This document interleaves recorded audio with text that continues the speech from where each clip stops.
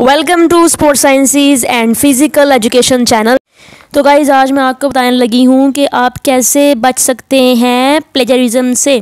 तो सबसे पहले टिप जो मैं आपको दूँगी वो ये है कि जब भी आप डाटा लेते हैं इंटरनेट से तो उस डाटे को सेम वैसे ही ना पेस्ट कर दें, बल्कि ये करें कि उस डाटे को अपने लफ्ज़ों में कन्वर्ट कर दें। मैं ऐसे ही करती थी हमेशा।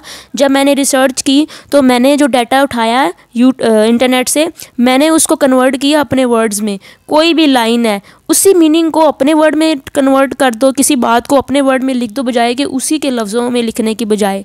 ठीक है जी, ये सबसे ज़्यादा इफ़ेक्टिव तरीका है बचने का प्लेजरिज्म से। इससे अच्छा, इससे इफ़ेक्टिव तरीका और कोई भी नहीं है। अब मैं आपको बताऊं दूसरा तरीका बचने का प्लेजरिज्म से। वो ये है दोस्तों कि आपने क्या करना है, आपने जहां से भी डाटा उठाना है तो आपने उस डाटा के आगे लिखना है कि आपने वो कहाँ से लिया है, यानी साइटेशन करनी है। साइटेशन कैसे करते हैं, I will upload a video on this topic also, but in this moment आपने क्या करना है कि पब्लिशर का नेम और जो डेट थी उसको मेंशन कर देना है। ठीक है, ये दो काम करते हैं।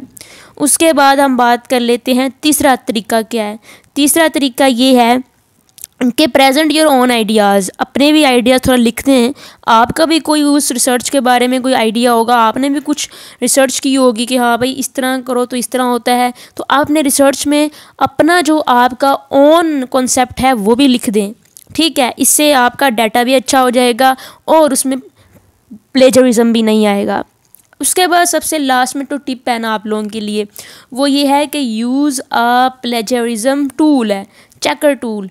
यानी कि अपनी रिसर्च को चेक कीजिए जाके किसी भी फ्री प्लेजरिज्म ऐप पे। ठीक है, फ्री ऐप्स होती हैं, वहाँ पे डाटा पुट कीजिए, पेस्ट कीजिए, तो पता चल जाएगा कि आपके डाटे में कितना % प्लेजरिज्म है और कितना % नहीं है। तो ये थी मेरी आज की वीडियो।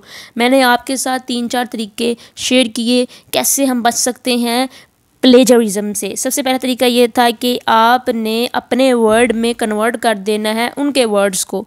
ठीक है, आपने कुछ सीखा है, जैसे डोपिंग के बारे में कुछ जाना तो अपने वर्ड में लिख दे बजाय कॉपी पेस्ट ना करें। दूसरा तरीका मैंने बताया कि आप साइटेशन करें। तीसरा तरीका बताया कि आप अपने आइडियाज़ को भी लिखें। चौथा तरीका बताया है कि उसको चेक कर लें लास्ट में कि कितना इसके अंदर प्लेजरिज्म आ रहा है और कितना नहीं आ रहा। इससे ये होता है कि आप दोबारा से रिसर्च को खूबसूरत कर सकते हो, उसमें से अजाफी जो प्लेजरिज्म है उसे कम कर सकते हैं। तो ये थी मेरी आज की video. Thank you so much for watching this video. और चैनल को सब्सक्राइब करना मत भूलिएगा और वीडियो को लाइक कीजिएगा, कमेंट कीजिएगा और सब्सक्राइब करना नहीं भूलना। ये चैनल आपके लिए बहुत ज़्यादा नेसेसरी है, बहुत ज़्यादा इम्पोर्टेंट भी है। Thank you ji.